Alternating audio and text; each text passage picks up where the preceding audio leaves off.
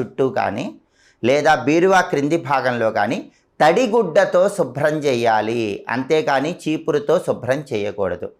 అలాగే ఇంటి యజమాని పాదాలు బీరువాకి తాకకూడదు. అలా తాకితే లక్ష్మీ కటాక్షం తగ్గిపోతుంది. అలాగే బీరువాకున్నటువంటి 4 కాళ్ళకి కూడా పసుపు రాసి కుంకుమ బొట్లు పెట్టినట్లయితే, ప్రతి శుక్రవారం ఈ విధి విధానం పాటించినట్లయితే ఆ ఇంట్లో స్థిరలక్ష్మి పరిపూర్ణమైన అనుగ్రహం కలుగుతుంది. శుక్రవారం ఉదయం 6 నుంచి 7 గంటల మధ్య ప్రాంతం శుక్రహోర అంటారు. చాలా శక్తివంతమైన సమయం. ఆ సమయంలో బీరువా 4 కాళ్ళకి పసుపు రాసి కుంకుమ బొట్లు పెట్టినట్లయితే ధనలక్ష్మి మీ గృహంలో శాశ్వతంగా స్థిర నివాసం ఏర్పాటు చేసుకుంటుంది.